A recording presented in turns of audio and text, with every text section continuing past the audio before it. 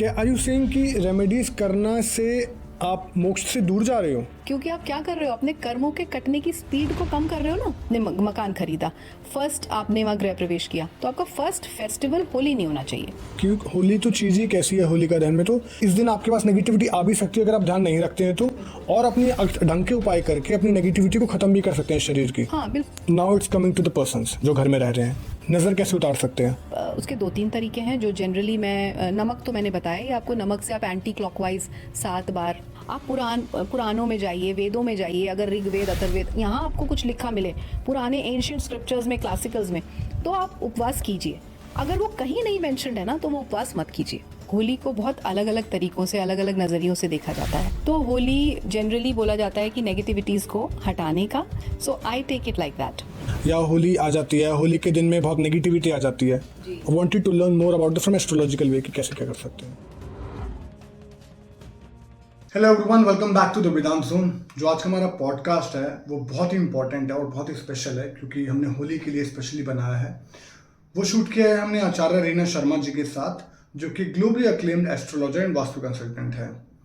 होली के दिन इतने इंपॉर्टेंट क्यों होते हैं, ये पॉडकास्ट आप ज़रूर देखिए। अगर आपके घर में कोई भी नेगेटिव एनर्जी है, आपको लगता है कि आपका मन नहीं लगता घर में बिल्कुल भी, आपको लगता है कि आपके घर में या आपके परिवार में कोई ऐसा है जिसके अंदर नेगेटिविटी है, जो परेशान है उस चीज़ से, तो इन डेज को आप कैसे यूज़ कर सकते हो ताकि अपने ऑरा को स्ट्रॉन्ग कर सको और नेगेटिविटी को पूरी तरह ख़त्म कर सको। इन डेज पे इंपॉर्टेंस क्या होती है, होलास्ट क्या होता है, और होली आपको कैसे मनानी चाहिए, कैसे बचना चाहिए, क्या प्रिकॉशंस लेने चाहिए, ये हमने बहुत डिटेल में डिस्कस किया है। इन सब चीज़ों के अलावा हम प्रॉस्पेरिटी घर में कैसे ला सकते हैं, हम नज़र उतार कैसे सकते हैं, और जो हमारे हिंदुत्व में फास्ट करते हैं, गंगा स्नान करते हैं, इन सब चीज़ों का हमारे लाइफ में क्या इम्पैक्ट पड़ता है, ये सब चीज़ें हमने डिटेल में डिस्कस की हैं। I will not waste much time, let's start the podcast. Hello Reena ma'am. नमस्कार। नमस्कार मैम, कैसे हैं आप? बिल्कुल बढ़िया, आप बताइए। मैं बहुत अच्छा हूँ and thank you so much ma'am, इतनी लंबी जर्नी हमारे कहने पे आने के लिए, तय करने के लिए जर्नी को। It's my pleasure, thank you for having me. My pleasure ma'am. Ma'am, आज के पॉडकास्ट के लिए मैं बहुत एक्साइटेड हूँ एंड आई एम श्योर ये बात सुन के हमारे व्यूअर्स भी एक्साइटेड होने वाली है क्योंकि हम बात करने वाले हैं होली पे। करेक्ट। होली आज से 10 दिन बाद, 7 दिन बाद ही आने वाली है। मुझे सबसे पहले आपसे फ्रंट पे ये क्वेश्चन पूछना है कि होली की इम्पोर्टेंस क्या है? देखिए, होली को बहुत अलग अलग तरीक़ों से, अलग अलग नज़रियों से देखा जाता है। अगर मैं अपने परसेप्शन को बताऊं, अपने नज़रिए को बताऊं, तो होली जनरली बोला जाता है कि नेगेटिविटीज़ को हटाने का, और जो भी आपकी नेगेटिविटीज़ या किसी से द्वेष है, किसी से ईर्ष्या है, वो सारे नेगेटिव थॉट्स या फीलिंग्स को हटा के जिन लोगों से आप नहीं भी बात करते हो उनसे मिलके होली खेलने का, सो दैट आपके लाइफ में, आपके सराउंडिंग्स में पॉजिटिविटी आए। So I take it like that. Okay, तो होली मैम, जैसे आप बिल्कुल ठीक कह रहे हैं, होली एक तरह का त्यौहार ऐसा ही था। मुझे जहाँ तक पता है कि लोग एक दूसरे को अपनी दुश्मनी भूल के कलर लगाते थे, बट ऑल्दो हम ह्यूमन हैं, हम हर चीज़ का मिसयूज़ करते हैं, तो अगेन आजकल भी कर रहे हैं। Instead of celebrating it like friendly way, हम गलत तरीके से चीज़ों का इस्तेमाल कर रहे हैं। बट एस्ट्रोलॉजी पर्सपेक्टिव से मुझे जानना है कि जो से मैंने वर्ड सुने, हो लास्ट आ जाता है या होली आ जाती है, होली के दिन में बहुत नेगेटिविटी आ जाती है। I wanted to learn more about the from astrological way कि कैसे क्या कर सकते हैं। So in general I think we have talked astrologically. यहाँ पे हम तिथियों के बारे में बात करते हैं। अब एक एक तिथि तो नहीं बताऊंगी, बट जो जनरली लोगों को समझ में आए वो बताती हूँ। सबने सुना होगा होलाष्टक। होलाष्टक होता है 10 से 12 दिन पहले, जब कहते हैं कि होलिका पृथ्वी पर उतरी। तो जब होलिका पृथ्वी पर उतरती हैं उस समय को नेगेटिव थोड़ा सा माना जाता है। हम जैसे बचपन से सुनते आए हैं कि हमारी जैसे मम्मी या और लोग, दादी नानी बोलते थे, जलते बलते दिन होते हैं ये। जलते बलते दिन से कहने का मतलब है कि हम सबका ऑरा बड़ा वीक होता है उन दिनों में। अब ऑरा वीक होता है वो तो जनरली भी पता चलता है, सबको जुकाम खांसी हो रहा है और हमारी इम्यूनिटी लो जा रही है। But otherwise also we all have an aura which is 6 inches around us. 6 inch हमारी बॉडी के चारों तरफ हमारा ऑरा होता है। अब जब ऑलरेडी सीज़न चेंज हो रहा है, हमारी इम्यूनिटी भी वीक है, हमारा ऑरा भी वीक है, उस टाइम पे अगर कोई भी नेगेटिव एनर्जी हमारे आसपास हो या कोई हमारे ऊपर जैसे ब्लैक मैजिक और इन चीज़ों की बातें करते हैं, सुनते हैं, ऐसा कुछ करना चाहे तो बड़ा आसान हो जाता है उन दिनों में. सो बचपन में माय मदर यूज्ड टू से कि तुम परफ्यूम लगा के इन दिनों में बाहर मत जाओ, कि जो बहुत सारी स्पिरिट्स होती हैं, गुड बैड सब तरीके के आत्माएं होती हैं नीचे, तो वो सब कहते हैं कि आपको चिपक जाती हैं या आपको परेशान कर सकती हैं आपके लाइफ में. So nobody has a proof of it, but वो जलते बलते दिन होते हैं, बहुत वीक डेज होते हैं, तो उनमें कभी भी अच्छे काम नहीं करने चाहिए. अच्छे से मेरा मतलब है कुछ भी शुभ काम नहीं करिए, जैसे गृह प्रवेश करना है या शादियां करनी हैं या आपको मुंडन करना है, कोई भी ऐसी चीज़ जिसमें कि आपको एक अच्छा मुहूर्त चाहिए, बिकॉज अच्छे मुहूर्त नहीं निकाल सकते आप उन दिनों में. इसमें एक और भी चीज़ है बड़ी इम्पॉर्टेंट कि जैसे घरों में बच्चों की शादियां होती हैं, किसी की बेटी की शादी है और पता चला कि उसकी फ़र्स्ट होली है, तो फर्स्ट होली पे बेटियां अपने ससुराल में नहीं मनाती, अपने मायके में मनाती हैं. उसका क्या रीज़न है? उसके पीछे एक माइथोलॉजिकल स्टोरी भी है विच इज़ अबाउट कि जो होलिका थी, जब होलिका दहन, वो सबको पता है कि प्रहलाद उनके भांजे थे और वहाँ पे उनको बुलाया गया, उनके भाई ने बुलाया इसलिए कि उनको जो है उसको प्रहलाद को किसी तरीके से जलाना था, ये सबको पता है. बट होलिका उनको लेके बैठ गई और होलिका ही उसमें दहन में जल गई, क्योंकि कहीं ना कहीं उनका ऑरा वीक था, उन्होंने कुछ नेगेटिव थॉट से कुछ करने की कोशिश की थी. तो इससे पहले कि जो बहुत पॉजिटिव और बहुत अबोध, कोई इनोसेंट बैठा है उसको कुछ हो, नेगेटिव इंसान को पहले हो जाता है. सो इसलिए बड़े सोच समझ के इन दिनों को यूज़ करना चाहिए. तो ये एक बात हो गई. बिटिया की मैं बात बता रही थी कि बेटी क्यों वहाँ रहे, क्योंकि कहा जाता है, ये तो खैर एक जनमानस का एक विचार है, कितना सही कितना गलत पता नहीं, सब फैमिलीज़ में सब रीजन्स में अलग अलग है, बट कहते हैं कि मदर इन लॉ की लाइफ कम हो जाती है, कहते हैं कि मदर इन लॉ के साथ डिफरेंसेस आ जाते हैं बेटी के, तो इसलिए मतलब ये कहा जाता है, इसलिए वो अपने मायके में मनाए. और जब होली हो जाए, जैसे जलती हुई होली जो है, दहन है, वो हो गया, खेल के होली अपने घर से, तो उसके जो बेटर हाफ हैं, जो पति हैं, वो उनको ले जाते हैं वापस ससुराल. और उसके बाद खर मास आता है. okay. ये भी एक इम्पॉर्टेंट है. बेटी को क्यों विदा किया जाता है कि खर मास जब शुरू हो गया होली वाले दिन, उस दिन से लेके और फुल 1 मंथ तक जहाँ बेटी है फिर वो वहीं रहेगी. खर मास में मूवमेंट नहीं होता है, खर मास में कोई शुभ काम नहीं होता है पूरा 1 मंथ होली से भी. तो बेटी अगर मायके है तो वहीं रहेगी, अगर ससुराल चली गई तो फिर वहीं रहेगी. सो इट्स बेटर कि आप उसको विदा कर दो. So we need to make sure कि अगर पहली होली है लड़की की तो मायके में हो, ताकि उनकी सासू माँ ठीक रहे, और जिस दिन होली मना ली उस दिन अपने घर आ जाओ 1 महीने तक. सो उसमें जब हम कह रहे हो मूवमेंट नहीं होती है तो घूमना फिरना भी अवॉइड करना चाहिए. नहीं, मतलब मायके से ससुराल, ससुराल से मायका नहीं, कि जैसे आजकल हम आसपास रहते हैं ना, लोकल में शादी है तो लड़की हर 15 दिन में, या चलो होली हो गई अब 10-15 दिन बाद मदर के घर आ गई, वो उस फुल मंथ नहीं होता मिलना, उनका होना नहीं चाहिए. अब generally how many people are following मैं नहीं कह सकती, बट खर मास है तो खर मास में ऐसा माना जाता है. और एक और बड़ी एक महत्वपूर्ण बात है कि आपने अगर नया घर लिया, तो ये जनमानस से रिलेटेड चीज़ें हैं. अगेन आई विल से कि मान्यता है, बड़े बुजुर्ग बोलते थे, कोई ना कोई लॉजिक ज़रूर होगा उसके पीछे, कि आप होली जब आपने मकान खरीदा, फर्स्ट आपने वहाँ गृह प्रवेश किया, तो आपका फर्स्ट फेस्टिवल होली नहीं होना चाहिए. कोई और त्यौहार हो, लेकिन होली पहला त्यौहार ना पड़े, ऐसा बोलते हैं. अच्छा, तो मतलब अगर आप होली मार्च में आ रही है, तो फरवरी में अपना घर में मतलब प्रवेश ना करें, ज़्यादा कहने का मतलब ये है, क्योंकि फरवरी के बाद सीधा सबसे पहला त्यौहार होली आने वाला है.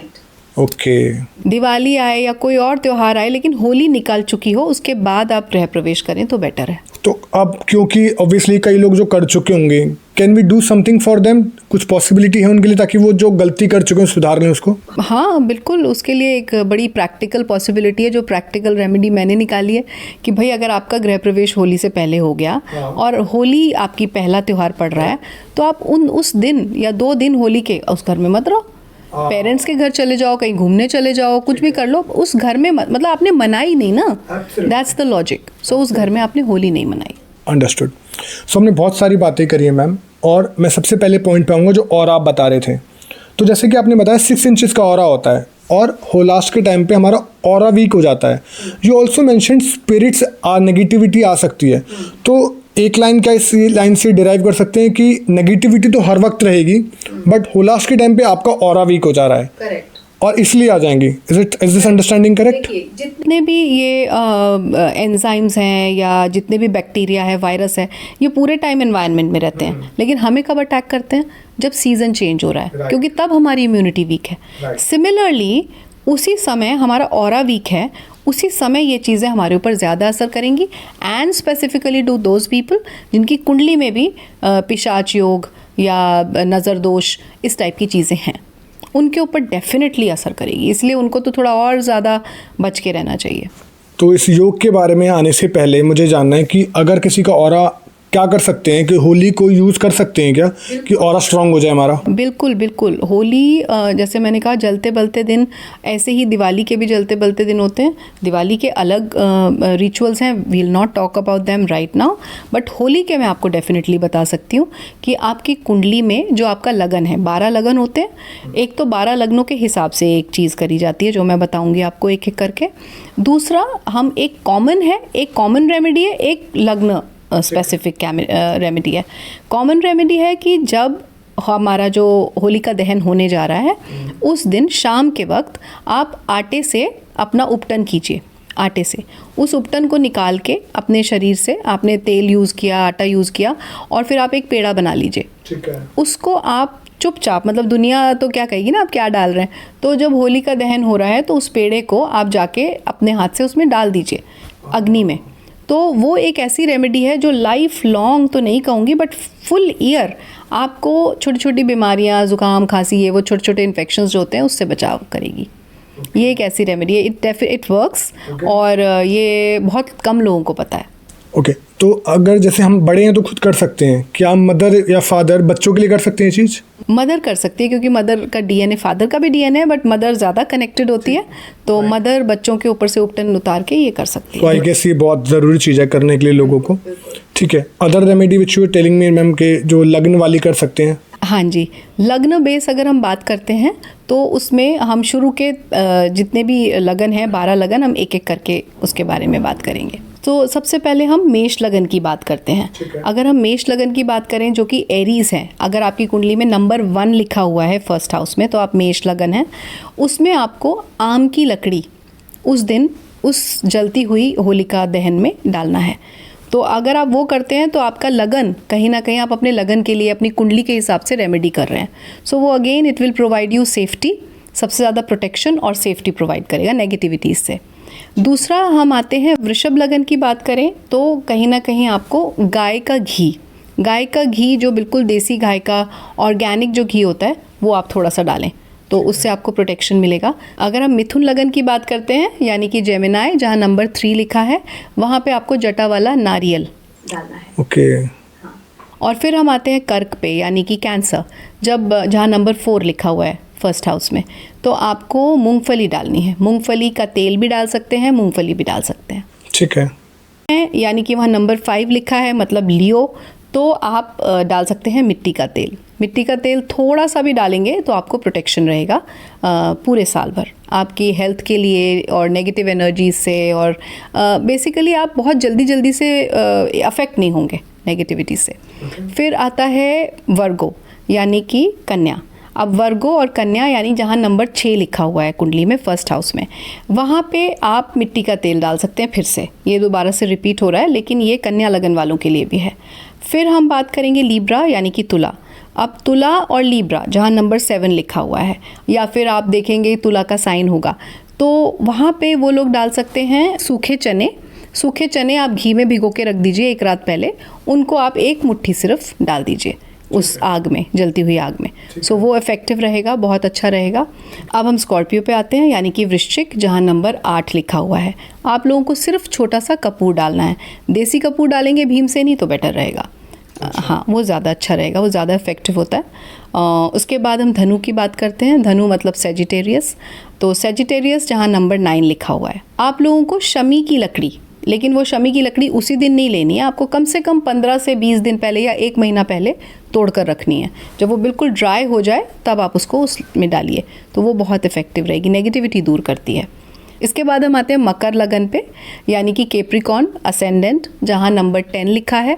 वहाँ पे आप सूखा नारियल डाल सकते हैं। That will be very effective, very very potent negative energies को दूर करने के लिए। ठीक है। अगर हम बात करें कुंभ लगन की, यानी कि एक्वेरियस, तो लाल चंदन बहुत ज़्यादा इफेक्टिव रहता है। लाल चंदन का छोटा सा भी टुकड़ा आप डालेंगे उस दिन जलती हुई होलिका में, तो बहुत इफेक्टिव रहेगा, नेगेटिविटीज़ के लिए बहुत अच्छा है।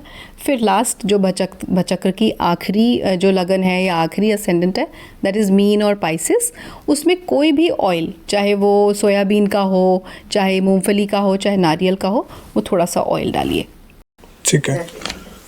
So ma'am again thank you so much. हमने हर लगन को टच कर लिया, बस मुझे एक चीज़ जाननी है। जैसे आपने बताया कि इस लगन को ये वाली चीज़ डालनी है, सो क्या हमें अपने ऊपर वार के ही डालनी होती है या फिर डायरेक्टली कोई भी पर्सन जो लगन का बताया आप ऐसे डाल सकते हैं ऐसे? नहीं, कुछ वारना वगैरह कुछ नहीं है, क्योंकि वो आपके टच से, आपके हाथ से ही जा रहा है। तो आप अपने हाथ से उसको डाल रहे हैं खुद। ये नहीं कि आपका लगन वृषभ है, आपने वो जो कनेक्टेड चीज़ है आपने किसी और को दे दी, वो नहीं, आप अपने हाथ से डालिए। और ऐसे कोई आपको दिखा के भी डालने की ज़रूरत नहीं है, आप आराम से। और इट्स नॉट समथिंग, कुछ ऐसा नहीं आप गलत डाल रहे हो कि वो उसकी जो परंपरा को या उसकी जो वैल्यू को कम करेगा। तो आप आराम से इसको डाल सकते हैं, it will help you through out the year. और एब्सोल्युटली मैम, जैसे आपने बोला कि होली तो चीज़ ही कैसी है होलिका दहन में, तो कि लोग एक्चुअली अपनी सारी वो डे आपने बोला ना कि बहुत इंपॉर्टेंट डे है, इसमें इस दिन आपके पास नेगेटिविटी आ भी सकती है अगर आप ध्यान नहीं रखते हैं तो, और अपनी ढंग के उपाय करके अपनी नेगेटिविटी को ख़त्म भी कर सकते हैं शरीर की। हाँ बिल्कुल, अपने आप को प्रोटेक्ट कर सकते हैं। आप किसी को हार्म नहीं पहुंचा रहे, सिर्फ अपने आप को प्रोटेक्ट कर रहे हैं। You are just being defensive, आप अटैक नहीं कर रहे हैं, यू आर डिफेंडिंग। बच्चों को ये भाषा ज़्यादा समझ आएगी, गेमर्स को। Sorry ma'am? गेमर्स को ज़्यादा समझ आएगी, बच्चों को, यूथ को ना, अटैकिंग एंड डिफेंसिव। एब्सोल्युटली।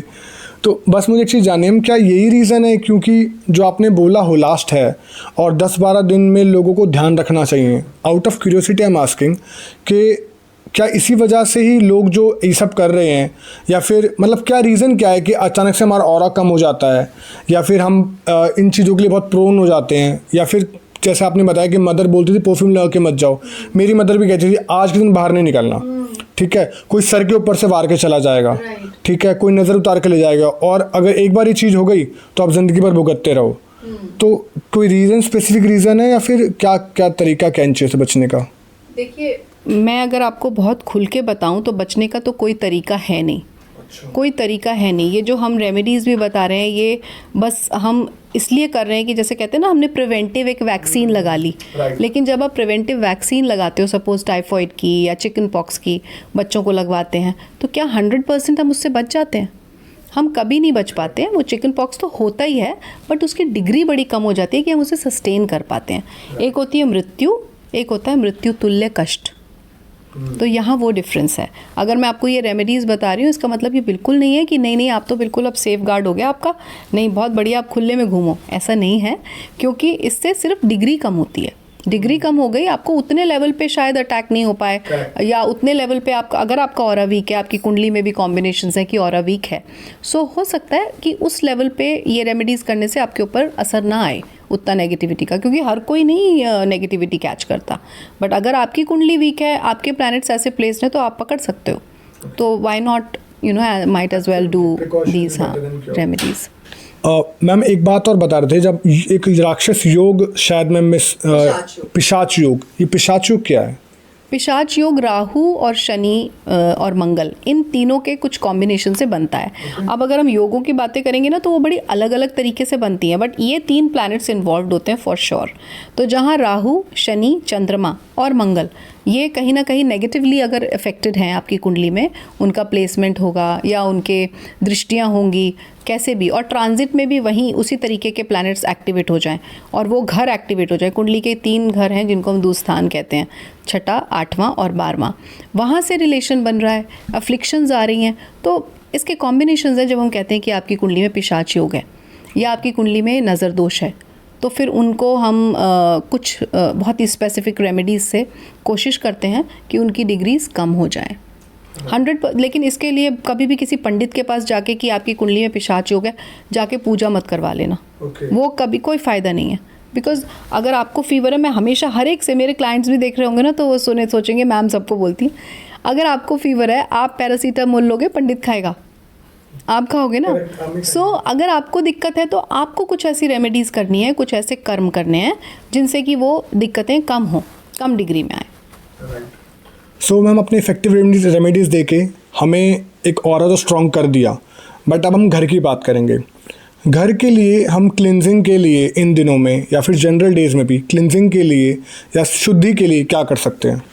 देखिए, मैं यहाँ पे आपको घर का भी बताऊंगी और इन जनरल जैसे पर्सन टू पर्सन भी बताऊंगी, और बहुत ही आसान वाले, ऐसे वाले जो बिल्कुल जिनका साइड इफ़ेक्ट नहीं है और बहुत ही सेफ, आप इन्हें रेमेडी बोल लो या एक डेली प्रैक्टिस बोल लो। मैं तो रेमेडी का नाम नहीं देती, डेली प्रैक्टिस 2-3 हैं जो मैं खुद फॉलो करती हूँ। एक है सॉल्ट क्लीनिंग। अब सॉल्ट क्लीनिंग से सबके दिमाग में आया होगा सुनते ही, पोछे लग रहे हैं सेंधा नमक के। ऐसा नहीं होता, ऐसा बिल्कुल नहीं है। सॉल्ट क्लीनिंग जो रियल तरीका है वो ये है कि आप सेंधा नमक ही हाथ में लें या रॉक सॉल्ट लें और दरवाजे से, अपने एंट्रेंस से आप एंटर करें उस सॉल्ट के साथ, और थोड़ा थोड़ा पूरे घर में लेंथ वाइज, जो आपका पूरा लंबा घर है, लेंथ वाइज आप उसको थोड़ा थोड़ा बिखराते हुए जाएं। पूरा आपने सब जगह स्प्रिंकल कर दिया, आप एंड में पहुंच गए। अब जब आप एंड में पहुंच गए, वहाँ से, और ऐसे बिखराना है कि वो आपके लिए ईजी हो निकालना भी, मतलब एक लाइन से आप कर रहे हैं, पूरे घर में नहीं आपको बिखराना, अपने दोनों तरफ आप डाल के वापसी में थोड़ा सा नीचे बैठ के एक साफ़ कपड़े से, सूखे कपड़े से उसको धीरे धीरे आपने उसको बाहर निकालना है, कपड़े को यूज़ करके बैठ के ज़मीन पे, और उसको पूरा जिस दरवाजे से आप आए थे वहाँ से पूरा बाहर निकाल देना उस सॉल्ट को। तो आपके घर की सॉल्ट क्लीनिंग हो गई। फिर उस सॉल्ट को आपने पूरा इकट्ठा किया और पानी में बहा दिया। वो सॉल्ट क्लीनिंग कहलाई जाती है। एक्चुअली ये सॉल्ट क्लीनिंग है। उसको सबने अपने अपने आसानी के लिए उसको कहा कि बाल्टी में डालो और पोछा लगाओ, तो वो तो आप सारा का सारा सॉल्ट वहीं करे जा रहे हो ना, वो नेगेटिविटी वहीं के वहीं है, it has not gone out anywhere. तो वो एक है। दूसरा, मैं सबको बोलती हूँ कि जब ऐसे वाले दिन आते हैं तो आधा ढक्कन, 1 ढक्कन गंगा जल अपने नहाने वाले पानी में मिला के सब लोग नहा सकते हैं। बच्चे हैं, आप हो, बड़े हैं, बुजुर्ग, सब लोग नहा सकते हैं। तो वो थोड़ा सा हमें स्ट्रेंथन करेगा, क्योंकि देवगुरु बृहस्पति हैं। अब बृहस्पति की अगर आशीर्वाद है, ब्लेसिंग है, तो बहुत सारे प्लैनेट्स आपको अफेक्ट नहीं करते अगर नेगेटिविटी है। और तीसरा मैं बताती हूँ जो मैं पर्सनली करती हूँ, मंदिर में जब आप पट बंद करते हैं, आप सबके घरों में मंदिर होंगे। हाँ, कुछ लोगों को तो मैं खुद ही मना करती हूँ, चौथे घर में बृहस्पति है, 7वें में है, तो मंदिर मत रखो भाई। और अच्छा। हाँ, मना करती हूँ। और मुझे इतना सारा वो लोग रिक्वेस्ट करते हैं, मतलब बाद में भी मैसेजेस आते हैं, मैम इतने साल से पूजा कर रहे थे, अब कैसे करें। मैंने कहा नहीं करना है तो नहीं करना है, because that's the principle. It's not suitable for them, because उनकी हेल्थ पे आता है फिर।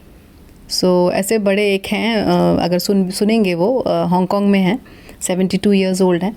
अभी उन्होंने रिसेंटली कंसल्टेशन ली थी, एंड मुझे बड़ा दुख होता है ये कहते हुए कि उनकी तबीयत बहुत ज़्यादा ख़राब है। तो वो लगातार मंत्रा चैंटिंग कर रहे थे, जबकि वो हांगकांग में है, ही इज़ एन इंडियन, और वो कई सालों से पूजा कर रहे थे।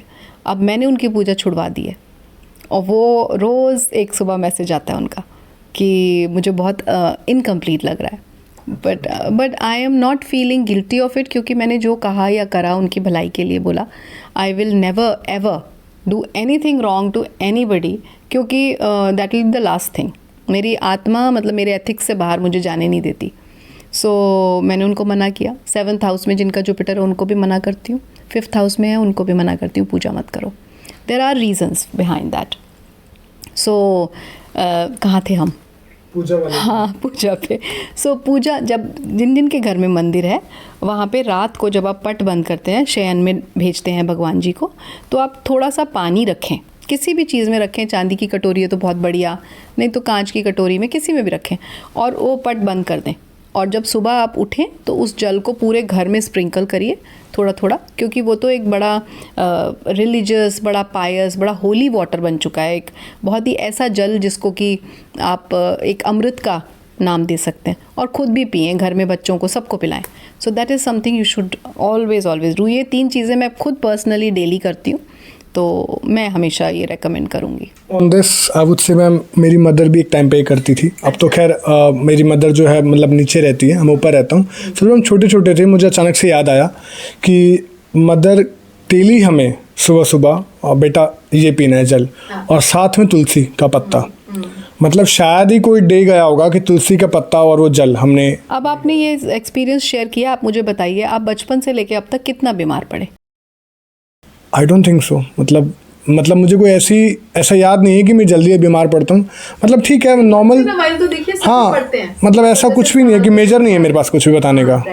सो ये प्रोटेक्शन आपको पता नहीं चलेगा। ऐसे ही बहुत सारी छोटी छोटी चीज़ें थी जो हमारे सनातन में, हमारे कल्चर में, हमारे घरों में यूज़ की जाती थी। हमारे दादा, नाना, नानी, दादी ये सब करते थे और मदर्स करती थी। पर धीरे धीरे life became fast, people became so competitive. तो अब वो ना भाग दौड़ में इतना है कि, और ये कुछ भी टाइम कंज्यूमिंग नहीं है। एक छोटी सी चीज़ है, आप रात को, अब लेडीज़ हैं, रात को इतना डेली रूटीन, नाइट रूटीन करती हैं ना, भगवान जी के लिए एक छोटा सा नाइट रूटीन कर लो, फिर वो आपको पूरे टाइम अच्छा रखेगा, हेल्दी रखेगा, फिट रखेगा, कितनी नेगेटिविटीज़ से बचाएगा। So this is a very very normal general thing that I think anyone can do very very easily. अब I would also like to share one more experience. ये चीज़ और साथ में मैंने कभी नहीं देखा कि हमारे, मतलब मुझे नहीं पता सही गलत है, बट मेरी मदर कुछ भी बनाती है ना, हमारे घर में प्याज नहीं खाते। तो कुछ भी खाना बनाए सबसे पहले भगवान जी को भोग लग, बिल्कुल नैवेद्य, पहले भोग लगेगा, सबसे पहले थाली जाएगी भगवान जी के पास। हाँ, फिर वो सब में मिक्स होगी। फिर वो जो है dish come to the dining table and then everyone can eat it. But सबसे ये बहुत मैंने शुरू से ही देखा। बहुत अच्छा है, ये बहुत अच्छा है। ये सारी छोटी छोटी चीज़ें तो हम भूल रहे हैं। एब्सोल्युटली, बिल्कुल भूल रहे हैं। मतलब आपके याद, सच बताऊं, मुझे आपके याद करने पे मुझे याद आया है, क्योंकि अब मैं खुद एक वैवाहिक जीवन जी रहा हूँ, मेरे खुद के बच्चे हैं, बट मुझे आज याद आया कि ये मैं मिस कर गया लाइफ में। क्योंकि नहीं, अभी भी देर नहीं हुई है। मैं तो कहती हूँ जब आँख खुले तब सवेरा, और आप स्टार्ट कीजिए। और बच्चे अभी छोटे हैं, वो धीरे धीरे ये सब अपने अंदर इम्बाइब करेंगे, इन संस्कारों को ज़रूर करिए। Wonderful remedies again ma'am. मुझे अब ये जानना है कि प्रिकॉशंस हमने ले लिए, स्ट्रॉन्ग भी ऑरा कर लिया, घर भी क्लीन कर लिया, now it's coming to the persons जो घर में रह रहे हैं, नज़र कैसे उतार सकते हैं? देखिए, नज़र दोष जिनकी कुंडली में है उनको ही नज़र लगती है, जैसा मैंने पहले कहा, हर एक को नहीं लगती है। और नज़र उतारने के लिए सबसे ज़्यादा इम्पॉर्टेंट जो पर्सन है वो बच्चे, अगर बच्चे की है तो मदर, अगर सपोज़ आप बड़े हो गए हैं और गॉड फॉरबिड आपकी मदर नहीं है, तो कोई भी female will be a better person आपकी नज़र उतारने के लिए। क्यों? क्योंकि जो फीमेल्स के अंदर, फीमेल के साथ ऑलरेडी शुक्र और चंद्रमा कनेक्टेड हैं, वो उनके साथ कनेक्टेड ही हैं। तो जब आप उनको यूज़ कर रहे हो तो कहीं ना कहीं और दूसरे जो प्लैनेट्स हैं वो कंट्रोल में आ जाते हैं ईजीली। तो आप उसके 2-3 तरीके हैं जो जनरली मैं, नमक तो मैंने बताया ही आपको। नमक से आप एंटी क्लॉकवाइज 7 बार बच्चे के सर से उतार दीजिए, और उसको फिर पानी में नल खोल दिया, उस हाथ को रखिए, वो पूरा बह जाएगा। तो उससे बोलते हैं कि नज़र उतरती है। और एक दूसरा है जिसमें हम सरसों के तेल की बाती बनाते हैं, उससे भी हम सेम 7 टाइम्स आप पूरे, या तो अपनी पूरे बॉडी के एंटी क्लॉकवाइज या हेड के एंटी क्लॉकवाइज करके उसको जला दें। इस तरीके से ये 2-3 चीज़ें मैंने देखी हैं होती हुई, एंड आई थिंक अगर नज़र दोष है तो दे वर्क। ठीक है। एक मैम लोग नींबू से भी उतारते हैं। हाँ, एक नींबू वाला है। नींबू को तो बल्कि मैं हमेशा पता नहीं कैसे भूल गई, हमेशा कहती हूँ नींबू में तो सारे के सारे प्लैनेट्स हैं। अगर आप देखें सभी प्लैनेट्स हैं। देखिए, आप देखिए नींबू खट्टा होता है तो इस वजह से वो केतु हो गया। उसके बाद वो पीले रंग का है तो वो जुपिटर है, वो राउंड है तो वो कोई, इस तरीके से उसमें पूरे 7-8 प्लैनेट्स हैं। और उसमें अगर आप लौंग को इंसर्ट कर देते हैं, नींबू के अंदर लौंग को आपने इंसर्ट कर दिया उसके शार्प एज से, और फिर आपने उसको एंटी क्लॉकवाइज उतार के और दूर फेंक दिया, तो वो भी बोलते हैं उससे कि नज़र उतरती है। तो आपने इसे बोला मुझे नींबू के लिए ढंग से जानना है, तो आपने बोला नींबू के अंदर कितनी लौंग डालनी पड़ेगी मैम? आप 2 डाल सकते हो, 5 डाल सकते हो, 7 डाल सकते हो, 3 भी डाल सकते हो। एक्चुअली 2 से शुरू करके फिर उसके बाद ऑड नंबर्स, 2 तो इवन है। ठीक है। तो आपने 7 बार जिसकी नज़र लगी हुई है उसको एंटी क्लॉकवाइज घुमा दिया। ये खुद करना चाहिए या फिर सामने वाला भी कर सकता है? नहीं, खुद भी कर सकते हैं, सामने वाला भी कर सकता है। अगर कोई भी नहीं है तो खुद भी कर सकते हैं ऐसा। हाँ, ये this one you can do. And any special day कि इस दिन करना चाहिए, इस दिन नहीं करना चाहिए? नहीं, कोई स्पेशल डे नहीं है, बट हाँ 2 दिनों को वही अगेन जनमानस वाली बात है जो मदर्स बोलती थी, नानी दादी, कि 2 दिन आपको नहीं करना चाहिए। थर्सडे और संडे खाली मानते हैं कि उस दिन की नज़र उतारी नहीं लगती, और 2 दिन ऐसे हैं जिनमें मानते हैं कि बहुत ज़्यादा असर होता है, उतारने में फ़र्क पड़ता है, दैट इज़ मंगलवार और शनिवार। हाँ, ट्यूसडे एंड सैटरडे। मुझे ट्यूसडे सैटरडे पता था, लेकिन ये खाली वाला नहीं पता था। खाली दिन 2। ठीक है। अब बिकॉज नाउ हमने घर भी साफ कर दिया, इंसान को भी प्रोटेक्ट दे दिया, अब बात करते हैं उसके कमाने की, ताकि वो बाहर जाके प्रोस्पेरिटी कमा सके, ग्रोथ कर सके। Please if you can tell something about it. देखो, इसमें ना 2 पर्सपेक्टिव हैं मेरे, जिन पे मैं काम करती हूँ, जिसके बारे में मुझे नॉलेज है वही बोलूँगी, और दोनों ही पर्सपेक्टिव काम करते हैं, चाहे वो ज्योतिष हो चाहे वास्तु हो। इसमें स्पेसिफाई करना चाहती हूँ, ज्योतिष जब मैंने पढ़ा तो it's a very very good and very very authentic tool, अगर आप उसे ढंग से पढ़ते हैं। ऑल्दो ज्योतिष तो आप पूरे जीवन में पढ़ ही नहीं सकते कभी, मैं आज भी पढ़ रही हूँ, मैं विद्यार्थी हूँ, तो उसमें आप क्या करोगे, आप डायग्नोसिस बड़ा अच्छा कर लोगे कि ये दिक्कत है इसके जीवन में। अब जब आप ट्रीटमेंट्स की बात करते हो तो ज्योतिष में भी ट्रीटमेंट्स हैं जो कि नक्षत्र बेस्ड हम यूज़ करते हैं, और नक्षत्र बेस्ड हैं या ग्रह बेस्ड हैं, they are very very good and very, और सारे ऐसे नहीं होते हैं, आपकी कुंडली के हिसाब से बड़े पेटेंटेड होते हैं, tried and tested, workable, but वो थोड़ा स्लो काम करते हैं। मतलब अगर मैंने आपको कोई रेमेडी दी तो मैं आपको बोलूँगी आप एटलीस्ट मिनिमम 3 से 4 महीने वेट कीजिए। लेकिन अगर आप वास्तु की बात करते हो और वास्तु रेमेडी में देती हूँ तो वो बहुत क्विकली काम करती है किसी किसी घर में, किसी किसी के साथ। जैसे आपकी कुंडली भी बड़ी अच्छी है लेकिन आपका थोड़ा सा दशा में प्रॉब्लम आ गई है, तो फिर हम उस दशा के हिसाब से उस प्लैनेटरी प्लेसमेंट को आपकी कुंडली में देखते हैं। आपने बात करी वित्त की, आपने व्यापार की या अर्निंग की, तो हम आपकी कुंडली में देखेंगे आपका, अगर आप गवर्नमेंट जॉब में है तो हम सन को देखते हैं, अगर आप नॉर्मली आपका मुझे सिर्फ व्यवसाय देखना है, प्रोफेशन देखना है, तो मैं आपकी कुंडली के 10वें भाव को देखूंगी, 10th हाउस 10th लॉर्ड कैसे प्लेस्ड हैं आपकी कुंडली के, फिर मैं 6th हाउस 6th लॉर्ड को भी देखूंगी क्योंकि वहाँ पे मेहनत दिखती है, सेवा दिखती है, आप कितनी सेवा प्रदान कर रहे हैं। फिर मैं उसके कारक को भी देखूंगी जो कि शनि है, कि वो कर्म कारक है ना, कि शनि आपके कैसे प्लेस्ड हैं, शनि से 10वें घर में क्या हो रहा है, वहाँ क्या खलबली है। फिर मैं दशा देखूंगी कि दशा चल रही है इनमें से किसी प्लैनेट की कि नहीं चल रही है। फिर मैं देखूंगी इनकम कितनी हो रही है, वो 11th हाउस में जाऊंगी, 11th लॉर्ड को देखूंगी कि भाई ये अच्छा कमाएगा या ओके कमाएगा, या इसका पैसा नहीं बचेगा, या खर्चे ज़्यादा होंगे, या मैं इसे ये कह दूँ तू बिजनेस कर ले तो बेटर है। सो वो मैं देखूंगी। फिर मैं देखूंगी ट्रांजिट में एक्टिव हो रहा है कि नहीं वो दशा में प्रॉमिस है, कुंडली में प्रॉमिस दिख रहा है, बट ट्रांजिट में तो वो प्लैनेट्स आई ही नहीं। आपकी अच्छे प्लान, जो उन प्लैनेट्स को मैं चाहती हूँ एक्टिव हो, वो नहीं हो रहे उस समय, तो मैं कैसे बोल दूँ कि तू अच्छा करेगा। सो इसलिए प्रोफेशन को यहाँ पे, लेकिन फिर भी गड़बड़ हो रही है तो फिर वहाँ थोड़ा सा वास्तु हम यूज़ करते हैं, and it's effective, it's very effective. उन दशाओं को देखते हैं, उन हाउसेस से रिलेटेड प्लैनेट्स की दिशाओं को देख के वहाँ रेमेडी करते हैं। ठीक है।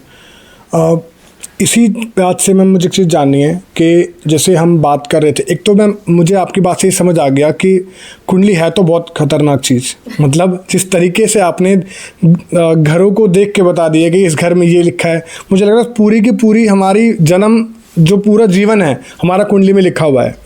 वो तो है, बिल्कुल खतरनाक नहीं है। खतरनाक सिर्फ उन लोगों के लिए जो उसको गलत लोगों के पास ले जाके उसे खतरनाक बना देते हैं। क्योंकि अगर आप किसी ऐसे इंसान के पास पहुंच गए जो आपको ये बताएगा तुम रातों रात ये हो जाओगे, ये कर लो, या पानी में ये बहा दो, या ये सैक्रिफाइस कर दो, बलि चढ़ा दो, ये कर दो, जब आप तंत्र में पहुंच जाते हैं या गलत रेमेडीज़ में, विद्याओं में पहुंच जाते हैं, तब आप अपनी कुंडली को खतरनाक बना लेते हैं। कुंडली खतरनाक बिल्कुल नहीं है, ना ही ज्योतिष है, ज्योतिषियों ने उसे खतरनाक बना दिया, ये मैं अग्री करती हूँ। आपकी कुंडली में सब कुछ मेंशन्ड है, from the moment you started breathing, जब से पहला श्वास आया और जब तक आखिरी श्वास निकलेगा आपके शरीर से, तब तक आपकी कुंडली में जो जो होना है वो सब कुछ मेंशन्ड है, एवरीथिंग।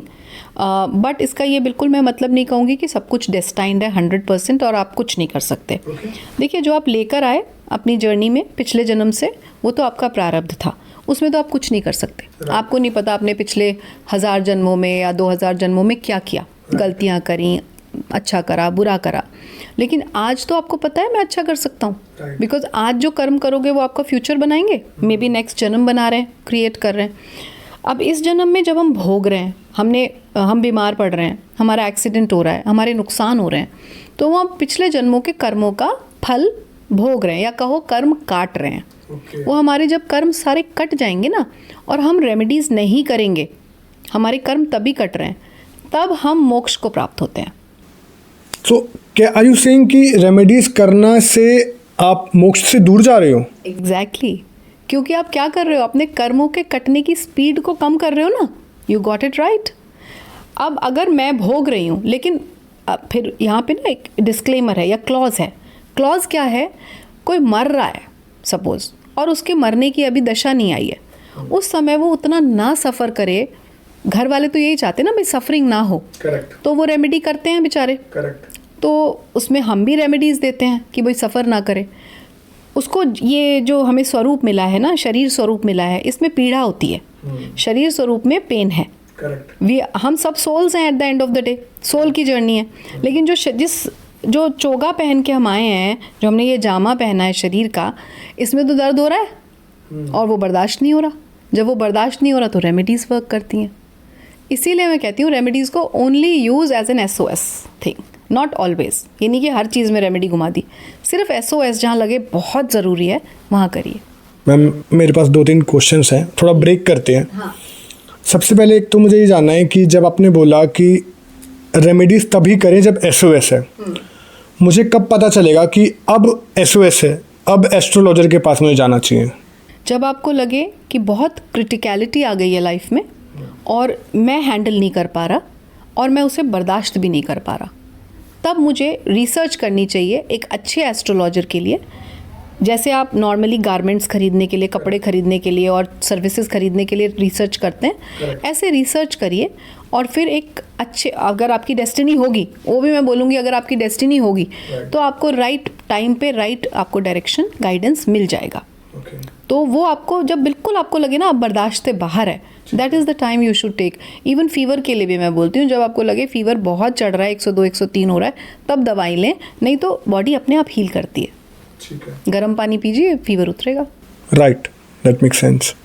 अदर क्वेश्चन इज कि जब आपने बोला कि रेमेडीज़ करने से हम मोक्ष से दूर जा रहे हैं, Frank personally speaking I really want कि मेरा आखिरी जन्म हो, क्योंकि भगवान के चरणों से अच्छा कुछ नहीं है इस जीवन में. मेरी अगर आत्मा तृप्त हो गई, संतुष्ट हो गई, तो मुझे कुछ ज़रूरत ही नहीं लाइफ में. इसलिए हम भगवान का नाम लेते हैं, इसीलिए हम पाठ पूजा करते हैं, और इसीलिए मैं अपने कर्मों का बहुत ध्यान रखता हूँ कि गलती से मुझसे कोई गलत कर्म ना हो जाए. बट जब आप बोलते हैं कि रेमेडीज़ को, देखो बाकी एस्ट्रोलॉजर कह रहे हैं कि ये करो, वो करो, अपने जीवन को ये करो, मतलब हम एक्चुअली बीमारियों से या परेशानियों से दूर जा रहे हैं रेमेडीज़ करके, बट कहीं ना कहीं ये सब करके हम भगवान से, मोक्ष से भी दूर जा रहे हैं. देखो मैं इसका बड़े आराम से आपको समझा के जवाब देती हूँ. पहली बात तो हम अपनी बीमारियों से या दुखों से किसी रेमेडी से कभी दूर नहीं जाते. अच्छा. रेमेडी हमें बीमारी नहीं हमारी ठीक करती. कोई भी रेमेडी, इवन मैं भी अगर किसी को देती हूँ तो मैं उसको उस पर्टिकुलर मोमेंट के लिए या उस पर्टिकुलर दशा के लिए मेंटली प्रिपेयर करने के लिए रेमेडी देती हूँ. कि वो तुम उसे झेल पाओ, तुम इतना स्ट्रांग हो जाओ मेंटली कि वो समय निकाल पाओ. So basically I do this and basically that should be done. जो आपसे ये कहता है ना कि ये रेमेडी कर लो और ऐसे ठीक हो जाओगे और ऐसे ही हो जाएगा, दैट इज़ नेवर. पहली बात तो वो होता नहीं है. ऐसा कोई कुछ नहीं कर सकता है. और वो भी जो कह रहा है ना, वो भी बड़ा स्मार्ट एस्ट्रोलॉजर है. वो ऑलरेडी देख रहा है कि हफ्ते भर बाद तो वैसी दशा चेंज होनी है, तो let me take the credit, why not, है ना, वो बात है. I don't want to take that credit. अगर ख़राब है समय तो आप उसको मेंटली प्रिपेयर कीजिए कि भाई मैं GPS हूँ, वो मेरे पास आया है, मैं GPS हूँ, मेरे पास GPS है, मैं GPS नहीं हूँ, मेरे पास GPS है, in the form of astrology विद्या. ठीक है, मैं उसको बताऊँगी भाई यहाँ से लेफ़्ट ले ले, यहाँ से राइट ले ले, यहाँ से सीधा चला जा, आगे गड्ढा है, वो मेरा काम है. मैं उस गड्ढे को भर नहीं दूंगी उसके लिए. Okay. I can just tell what is right and what is wrong. That's up to you to follow. आपको करना है. अगर आपको ईजी क्विक फिक्स चाहिए, please go, be my guest. अगर किसी को सच में क्विक फिक्स चाहिए तो माई एड्रेस और my number is not the right number, it's a wrong number. किसी और के पास जाओ जो आपको झूठ बोल के भ्रमित कर दे. हाँ, जो भ्रमित कर दे, आपका बहुत सारा पैसा ले ले. दक्षिणा तो मैं भी लेती हूँ, लेकिन एथिकली जितना मतलब कहते हैं ना कि इट वॉज वर्थ इट, ऐसा बोले बंदा आने के बाद. तो हम जो ऐसा एस्ट्रोलॉजर कर रहे हैं, ये क्या कर्म कमा रहे हैं? अब वही तो वो समझ नहीं पा रहे कि अब आपको मैं कह रही हूँ कर्मों का लेखा जोखा, लेकिन मैं खुद के ही कर्म मॉनिटर नहीं कर रही, उनको ऑब्जर्व नहीं कर रही, तो मैं क्या कर रही हूँ? मैं भी तो ह्यूमन फॉर्म में हूँ ना, तो मेरे अपने कर्म भी तो ख़राब हो रहे हैं. मैं अपने कर्मों का ही ध्यान नहीं रख पा रही, तो मैं किसी और के कर्म क्या सुधारूंगी? सबसे पहले तो I need to work, if I am preaching I need to follow that first. So while having conversation, मेरी किसी से एक बार बात हो रही थी इसी बारे में, तो हम यही एग्जैक्टली टॉपिक पे बात कर रहे थे. Then I got the answer सामने से कि भाई जैसे हम ज़्यादा पैसे कमा रहे हैं, मैं किसी का नाम नहीं लूँगा, मैं किसी ये भी बोलूँगा कि एस्ट्रोलॉजर था सामने वाला, मैं सिर्फ ये बोलूँगा कि उसका आंसर रिप्लाई ये था कि ये मेरा बिजनेस है, ये मैंने एक चीज़ खरीद के मैं आगे कह के बेच रहा हूँ, ठीक है, अब मैं कितने रुपए कमा के ही बेचूँ ये मेरी जिम्मेदारी है. मैं क्लियरली बोल रहा हूँ कि भाई मेरी चीज़ महंगी है, बट वो पर्सन उसी के पास आ रहा है क्योंकि वो प्रॉब्लम सॉल्व कर रहा है. So just try to get my way. मैं ऑल आई एम सेइंग कि किसी को मजबूरी हो गई उसके पास आना, बट वो ज़्यादा पैसे कमा रहा है. मैं आपको इसका जवाब देती हूँ. अभी आपने जो क्वेश्चन पूछा ना, उसी में से एक वर्ड पकड़ रही हूँ, बिजनेस. राइट. पहली बात तो ज्योतिष बिजनेस नहीं है. जो ये कहता है ना ये मेरा बिजनेस है, मैं सर्विसेज बेच रहा हूँ, तो वो ज्योतिषी नहीं है. क्योंकि बृहद पाराशर होरा शास्त्र में ये लिखा हुआ है कि आपको सर्विसेज बेचनी नहीं है. कोई पहले टाइम पे तो जो उसमें लिखा है वो तो ये लिखा है कि जातक ज्योतिषी के पास अपने आप फल फूल मेवा थोड़ा धन जो भी लेके आता था, प्रणाम करता था, बैठता था, और वो कहता था कि मैं इस परेशानी में हूँ, बताइए आप मुझे गाइड कीजिए, मार्गदर्शन दीजिए. वो इसलिए आता था और वो अपने आप देता था. आज की डेट में क्या हो गया है कि आपने उसको कंसल्टेशन बना दिया. Consultation, even I call it consultation. But मैं अगर पैसे लेती हूँ या दक्षिणा लेती हूँ, मैं पहली बात तो उसे मेरा ये बिजनेस नहीं है. दक्षिणा ज़रूर लेती हूँ क्योंकि दक्षिणा मेरे गुरु ने कहा है कि अगर आप बिना दक्षिणा के काम करेंगे, पहली बात तो सबके कर्म आपके ऊपर आएंगे. दूसरी बात, ऐसा होता है उनके नेगेटिव कर्म सब कुछ मेरे ऊपर आएगा. दूसरी बात, people will start abusing this विद्या. वो अब्यूज़ करना शुरू कर देंगे इस विद्या को, हर कोई छोटी छोटी चीज़ के लिए आना शुरू कर देंगे. So I have to create a benchmark कि जो बहुत परेशान हो वही आए. और अगर समझदार होगा और भगवान चाहेंगे, प्रभु चाहेंगे, तभी वो राइट डायरेक्शन के लिए मेरे पास आएगा. तो ये मैं मानती हूँ. कर्मों का लेखा जोखा तो देखिए जी सबके लिए है, मेरे लिए, आपके लिए, सबके लिए. जो ये कहता है कि मैं इस सर्विस को ज़्यादा पैसे देके, वो खुद अपने मुंह से कह रहा है मैं ज़्यादा पैसे ले रहा हूँ. आप उतना ही लो ना जितना आप दे रहे हो, राइट. और आज के टाइम पे मैं ये भी नहीं कह सकती कि सब अपनी श्रद्धा से दें, क्योंकि सब ये कलयुग है, कोई अपनी श्रद्धा से नहीं देगा. Fixed a benchmark and then stick to it and try to give more than what you are charging. So हम कर्म की बात कर रहे हैं, हम कर्म सब अच्छे करना चाहते हैं और अनजाने में या जानबूझ की गलती से गलत कर्म करे हुए हम पश्चाताप करते हैं इन the form of fasting. Right.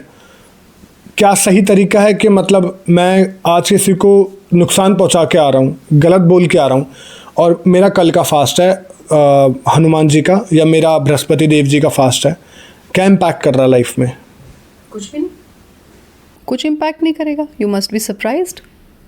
क्योंकि देखिए जितने भी ये ग्रह बने हैं ये सब के सब किसी ना किसी हमारे जीवन में, अब इसी के लिए मैं पंडित रूपचंद जोशी जी का नाम लूँगी. लाल किताब जिन्होंने लिखी थी 1939 में. आपको समझाना या किसी थर्ड पर्सन को समझाने के लिए this will be very easy for me, इसलिए मैं ये प्लेटफॉर्म ले रही हूँ. उन्होंने ये किताब क्यों लिखी थी? उन्होंने ज्योतिष को सिंप्लीफाई कर दिया था इन द फॉर्म ऑफ लाल किताब. वो कंट्रोवर्शियल बुक का उसको नाम दे दिया गया क्योंकि लोगों ने उसको बड़ा मिस इंटरप्रेट करा, उसका लिटरल मीनिंग निकालना शुरू कर दिया. वो पंजाबी थे तो उन्होंने पंजाबी टोन में पंजाबी शब्दों को यूज़ करके वो लिख डाली.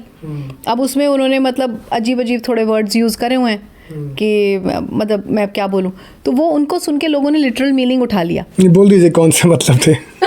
नहीं अजीब अजीब है कि कबीला खाली हो गया और ये हो गया और कुत्ता और ये सब चीज़ें उन्होंने बोली हैं. सो आई डोंट वांट टू से ऑल दैट. लेकिन उसका जो तथ्य है, जो उसका एक्सट्रैक्ट है, वो ये कहता है कि आप, और वो इस तरीके की है लाल किताब कि उसमें सारी की सारी राशि कुछ नहीं है, बस ये है कि 12 घर हैं कुंडली के और कौन से घर में प्लैनेट कौन सा बैठा है उस हिसाब से उन्होंने प्रिडिक्ट करा द मोस्ट ईजिएस्ट वे. क्या कंबस्शन है, कौन सा ग्रह जो है वो अस्त हो रहा है, कौन सा ग्रह उच्च का है, कौन सा नीच का है, उन्हें कोई मतलब नहीं. वो भी वर्केबल है. पर उन्होंने क्या एक बेस बनाया संस्कारों को और रिश्तों को. And they work, and they really work. Okay. अब जैसे आपने जो बात करी कि मैं उपवास, मैं सारी चीज़ों को आपको जवाब दूंगी एक एक करके. उपवास तो मैन मेड हो गया, हम लोगों ने ही क्रिएट करा है. मैं भी सनातनी हूँ, लेकिन आप जो भी स्क्रिप्चर्स में आपको लिखे हुए मिले ना, आप पुराणों में जाइए, वेदों में जाइए, अगर ऋग्वेद अथर्ववेद यहाँ आपको कुछ लिखा मिले पुराने एंशिएंट स्क्रिप्चर्स में, क्लासिकल्स में, तो आप उपवास कीजिए। अगर वो कहीं नहीं मेंशन्ड है ना तो वो उपवास मत कीजिए। वो सब मैन मेड है, जैसे कालसर्प दोष मैन मेड है ना। हाँ, तो वो मैन मेड चीज़ है ना, तो वो इसीलिए ये भी मैन मेड है। कालसर्प दोष मैन मेड है? बिल्कुल मैन मेड है कालसर्प दोष। कालसर्प दोष के ऊपर जो इतनी दुकानें चल रही हैं सारी बंद हो जाएंगी। मतलब दुकानें नहीं, मतलब क्या बताऊं मैं, क्या से क्या चल रहा है दुनिया कालसर्प दोष के नाम पे तो लूट लेती है बंदों को। बिल्कुल, और ऐसा लूटती है, और ऐसा इतना लाखों के नीचे लोग आते हैं, मेरे पास आते हैं दुखी कि हमने वहाँ पे पूजा कराई थी, हम वहाँ सर्प मंदिर गए थे, हम वहाँ पे गए थे, मथुरा के पास एक राहु की पूजा का मंदिर है, वहाँ गए थे और इतने लाख रुपए दिए। और जो महंत हैं, जो पुजारी हैं, वो अपने चार्टर्ड प्लेन में घूमते हैं। हाँ, आप क्या बात कर रहे हो? अमीरियत तो उन्होंने कमाई है रेमेडीज से। सो कालसर्प दोष कुछ नहीं है। I will come to that point, but आप प्लीज वो वाला पॉइंट कवर कर लीजिए, फास्टिंग वाला। फास्टिंग अगर आपको किसी बुक में मिलती है तो आप फास्टिंग कीजिए। मतलब बुक से मेरा मतलब है ऑथेंटिक होना चाहिए स्क्रिप्चर, ये नहीं कि कोई भी उठा के, जैसे एकादशी वगैरह। हाँ, ऑथेंटिक बुक हो। ये पंचांग जो छप रहे हैं मैं उनकी बात नहीं कर रही हूँ। हमारे वेद, हमारे पुराण, उनमें जाके अगर आपको एंशिएंट क्लासिकल स्क्रिप्चर्स में, उस लिटरेचर में कहीं मिलता है तो आप वो उपवास ज़रूर कीजिए। तिथि वाइज जो दिया है या कुछ उस तरीके से आप करिए। अदरवाइज कि ये वाला मंगलवार का व्रत रख लो, ये बृहस्पतिवार का व्रत रख लो, इन जनरल मैं उसमें नहीं मानती। दिस इज़ माई पर्सनल, मेरा अपना पर्सनल मत है। ठीक है, एग्जैचुरेटिंग दिस पॉइंट टू कि मान लीजिए हम फास्ट तो करते हैं बट साथ में पूजा भी कर रहे हैं। फास्ट तो आपने बता दिया, बट सेम काम हम पाठ पूजा में लगे हुए हैं। अगेन कर्म गलत हैं, भगवान में लगा रखे हैं, कोई फ़ायदा नहीं। क्योंकि मैं फिर से वापस उसी पे आऊँगी कि जो पंडित रूपचंद जोशी जी ने कहा, जो मैं मानती हूँ और जो मैंने होते हुए देखा, जो हमारे जनमानस में दादी नानी के समय से देखते आए, जो डेली, जो हमने अभी पहले भी टच बेस किया था, हमारे डेली रूटीन में जो होता था, आप रोज़ सुबह उठ के पिताजी के चरण स्पर्श कीजिए और फिर काम पे जाइए। आपका सूर्य अच्छा, ठीक है, चाहे कितना ही खराब हो कुंडली में, ठीक है, रोज़ माता जी के चरण स्पर्श कीजिए, उनके इमोशंस का ख्याल रखिए, उनसे पूछ लीजिए मम्मी खाना खाया था दिन में, ठीक हो, तबीयत ठीक है, पैरों में दर्द तो नहीं है, पैर दबा दूं क्या? 4 बातें माँ से कर लो। शी इज़ अ फीमेल, वो तो इतने में ही पिघल जाएंगी कि हाँ मेरे बेटे ने मेरा हाल पूछ लिया, या हाथ पकड़ के बहू बैठ गई, तो वो तो बहुत खुश हो जाएंगी। तो उससे आपका चंद्रमा अच्छा हो गया। आपके भाइयों से आपकी नहीं बन रही है तो आपका कोई भी काम नहीं होगा, आपको अंदर से ना ड्राइव ही नहीं आएगा काम होने का, क्योंकि हमारा जो पैशन है, हमारा जो काम है, वो मंगल है। आपके भाइयों से बनना बहुत ज़रूरी है, चाहे भाई कैसे भी हों। आप अपनी तरफ से अपना कर्म कीजिए, उनका कर्म उनका अकाउंट देखेगा। आपके क्रेडिट और डेबिट में आना चाहिए कि आपने अच्छा किया, सो वो आपका मंगल अच्छा करेगा। बुध घर की लड़कियां हैं, जो बेटी है, आपकी भांजी, भतीजी, डॉटर्स घर की, वो बुध हैं, वो नहीं सही है तो आपका बिजनेस अच्छा नहीं चलेगा। आपके यहाँ वित्त, पैसा जो है वो प्रॉब्लम से आएगा, दिमाग नहीं ठीक चलेगा, इंटेलेक्ट डाउन चला जाएगा। इंटेलेक्ट है हमारा, कम्युनिकेशन खराब हो जाएगी। फिर हम आते हैं बृहस्पति के ऊपर। बृहस्पति हमारे गुरु हैं, हमारे गुरु हो गए या गुरु समान लोग हो गए, या आज के टाइम पे देखें तो जितने भी बड़े बुजुर्ग हैं, दादाजी हैं, नाना जी हैं, सड़क पे चलता भी कोई बुजुर्ग है जो बुजुर्ग है, 60+ है, तो वो गुरु है। तो उनका अपने चरण छू लिए या उनसे आशीर्वाद ले लिया किसी भी बहाने से या बात करके, तो आपने गुरु को अच्छा कर लिया। और उसके साथ साथ हम आते हैं शनि के ऊपर। शनि हमारे सर्वेंट्स हैं। हम कितनी गंदी तरह बात करते हैं सर्वेंट से, आज क्यों नहीं आई तू, क्यों लेट हुई, वो बेचारी बीमार पड़ी थी। मैं मानती हूँ कि वो लोग भी हमारा फ़ायदा उठाते हैं, बट देन मैंने कहा ना, आपके कर्म, वो कुछ भी करे, आपके कर्म कैसे हैं, आप उससे पोलाइटली बोलिए, रिस्पेक्टफुली बोलिए। और ज़्यादा परेशानी हो तो आप बदल लीजिए सर्वेंट को आराम से, हाथ जोड़ के, कि नहीं ऐसे तो नहीं चलेगा, तुम रहने दो, लेकिन वो भी रिस्पेक्ट होनी चाहिए। करेक्ट। फिर हम आते हैं, क्या बचा, राहु केतु। राहु केतु ही बचे ना, हाँ। राहु केतु के लिए, केतु हमारे पड़ोसी होते हैं और राहु हमारे स्वीपर्स होते हैं। तो सबसे आप तरीके से बात करिए, किसी से बिगाड़िए मत। ये एक बहुत ही आसान तरीका है प्लैनेट्स को ठीक करने का। अब आपने कर्मों की बात करी, आप ये सब कुछ कर रहे हैं, लेकिन आपके कर्म आप ये इसलिए कर रहे हो कि रेमेडी है ना, कर्म आपके अच्छे नहीं है तो नहीं आएगा असर। कर्मों का तो डेफिनेटली आपके कर्म पॉजिटिव अच्छे अपनी तरफ से ऐसे कि मैं नोइंगली किसी को हर्ट ना करूं. It's all about feelings, mental state of mind. Absolutely. और कितनी ब्यूटीफुली वे में मैम हमने हर एक रिश्ता भी संभल गया, हमारे लॉर्ड भी ठीक हो गए, हमारे कर्म भी ठीक हो गए, और ग्रोथ ही ग्रोथ है उसके बाद. क्योंकि ये कोई इसको रेमेडी की तरह ना लेके ना अपने डेली लाइफ में लाए, आप देखोगे ऑटोमेटिक खुशी आएगी. जब परिवार खुश है, सब खुश है, सबसे बन रही है, दुख सुख में आके आपके भाई है या बहन है या जो भी दुख सुख में आके वही खड़े होंगे ना, तो आप बना के रखोगे तभी होगा, नहीं तो नहीं होगा. तभी प्रॉस्पेरिटी रहेगी. ठीक है. अब तो सिंपल सी एक बात है, अपने कर्म अच्छे किए जाओ. आपको ज़्यादा ज़रूरत नहीं है कि आपको पाठ पूजा में लगना है या फिर आपको जो है बाकी चीज़ें करनी है, फेकनेस नहीं करनी है.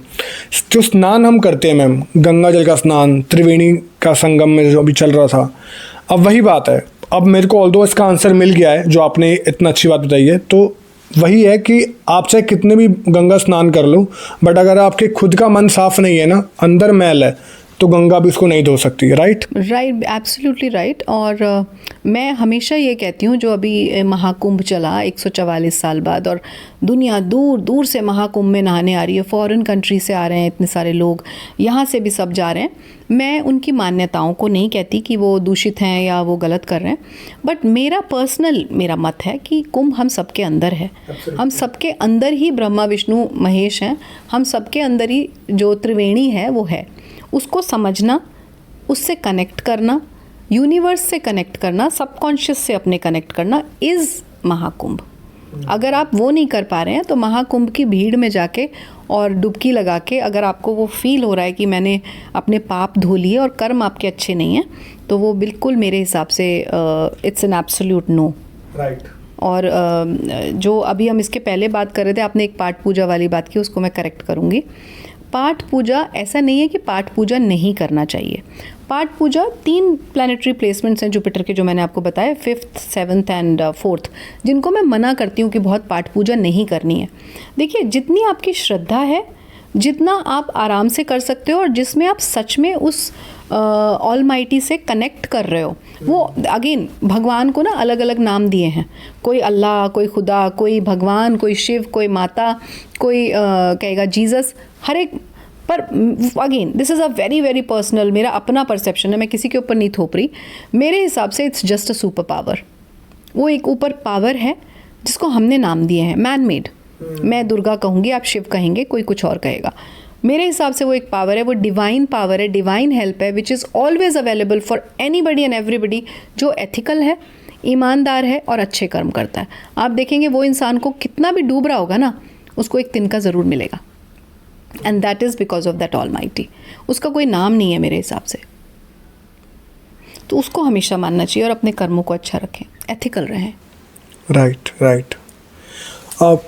मैम, हम ऑफलाइन बात कर रहे थे जब कैमरा शूट नहीं था. आपने एक चीज़ बताई थी, ये एस्ट्रोलॉजर यहाँ है, then we have universe, then we have God, जो भी आपने बताया कि गॉड सबसे ऊपर है, इसलिए मुझे याद आया. तो can you just tell us कि एग्जैक्टली क्या है, हमें कैसे हम कनेक्ट कर सकते हैं यूनिवर्स से, और कब हम कनेक्ट कर सकते हैं एस्ट्रोलॉजर से? देखिए, यहाँ पे एक बुक का रेफरेंस दूंगी. परमहंस योगानंदा, लोगों ने नाम सुना होगा. बुक का नाम है autobiography of a Yogi. Very very famous book, very good book. एक बार पढ़ के समझ नहीं आती, बहुत बार पढ़ना पड़ेगा. उसमें श्री लाहिरी जो हैं, जो गुरु हैं बहुत सारे लोगों के, उन्होंने एक बात समझाई है एस्ट्रोलॉजी के बारे में. और वो जब मैं बुक पढ़ रही थी, मैंने एक बार पढ़ी, मुझे लगा कि क्या बोल रहे हैं, कि अगेंस्ट बोल रहे हैं क्या ज्योतिष के. फिर मैंने दोबारा पढ़ी, तब मुझे समझ में आया कि वो क्या कहना चाहते थे. उसमें उन्होंने क्या बोला है ज्योतिष के बारे में, कि ज्योतिष एक ऐसी विद्या है जो सिर्फ उन लोगों के लिए है जिनका अगेन ऑरा वीक है. जिनका ऑरा वीक है उनके लिए ज्योतिष विद्या बनी है. जिन्हें ज्योतिष से मदद की ज़रूरत है या मार्गदर्शन की ज़रूरत है. जो लोग यूनिवर्स से कनेक्ट कर लेते हैं, मतलब एक अलग ही लेवल का मैनिफेस्टेशन होता है. वो वाला मैनिफेस्टेशन नहीं नंबर और कलर वाला, कि 4 नंबर लिख लो, कलर लिख लो, फिर शहद की बोतल में लिख लो, वो नहीं. मैनिफेस्टेशन मतलब ऑन द थॉट लेवल आप अलग रेल्म पे गए हैं, अलग लेवल पे गए हैं. आपने कनेक्ट किया है सबकॉन्शियस से अपने और यूनिवर्स से कनेक्ट किया है, वहाँ पे मैनिफेस्टेशन होती है उन चीज़ों की जो आप चाहते हैं। मैनिफेस्टेशन का मतलब ये है कि मेरी विश फुलफिलमेंट, मैं ऐसा चाहता हूँ तो वो मैनिफेस्ट हो जाए। तो वो जब आप उस लेवल पहुँचते हैं तो आपको ज्योतिष की कम ज़रूरत पड़ती है। कम क्या, मैं तो कहूँगी जब आप एक बहुत ही योगी पुरुष, सिद्ध पुरुष बन जाते हैं, आपको एक्चुअली कोई ज़रूरत नहीं है, क्योंकि आप उन प्लैनेट्स को अपने ऊपर या उनके नेगेटिव इम्पैक्ट्स को अपने ऊपर हावी नहीं होने देते। अगेन वहाँ पे वही बात आई, कनेक्ट करूँगी मेंटल स्टेट से। मैंने कहा ना, मैं क्या प्रिपेयर करती हूँ with my so called remedies, जैसे आप रेमेडीज़ कह रहे हो, आने वाला मेंटली प्रिपेयर्ड हो जाए Correct. उस प्रॉब्लमेटिक समय के लिए जो आ रहा है। समय तो आ रहा है, लेकिन वो मेंटली इतना प्रिपेयर्ड है कि उसे पता है कि भाई अगले 1.5 साल ऐसे हैं, या अगले 2.5 साल मेरी ढैया है, तो और 7.5 साल मेरी 7.5, और 7.5 is not bad for everybody. This is another one disclaimer I would like to give. So वो समय को आपने प्रिपेयर किया, अपने आप को मेंटली प्रिपेयर किया, आप नेक्स्ट लेवल पहुंच गए, आपने मैनिफेस्टेशन शुरू कर दी। यू डोंट नीड अ ज्योतिषी, you don't need any remedy. Okay, और अगर आप उसके भी परे पहुंच गए, दैट इज़ गॉड। फिर तो आप कुछ भी मांगो ना मांगो, ऊपर वाला कहते हैं ना कि मेरी इच्छा से हुआ बहुत अच्छा, मेरी इच्छा से नहीं हुआ और भी अच्छा, क्योंकि फिर उसकी इच्छा से हुआ। Right. So that's why God is super most and supreme, all mighty, that power is supreme. Second level पे मैनिफेस्टेशन, एंड थर्ड पे ज्योतिष आती है मार्गदर्शन के लिए। जो लोग वीक होते हैं, जो सपोर्ट चाहते हैं, जिनके अंदर उस समय मैनिफेस्टेशन वाले लेवल पे जाने की क्षमता नहीं है, तो वो जो पैसेज है, वो जो जर्नी है, उसके लिए वो आसान बनाने के लिए कि भाई वो समय थोड़ा सा ठीक निकल जाए, थोड़ा सपोर्ट दे दिया आपने ज्योतिषी ने, लेकिन फाइनल डेस्टिनेशन ज्योतिषी को वही दिखानी चाहिए कि तू मैनिफेस्ट कर सके। It's not just a quick fix कि हाँ ये 1.5-2 महीने तेरा निकल गया या 1.5 साल निकल गया, फिर वापस मेरे पास आई हो। डिपेंडेंसी क्रिएट कर रहे हैं। नहीं, वो नहीं।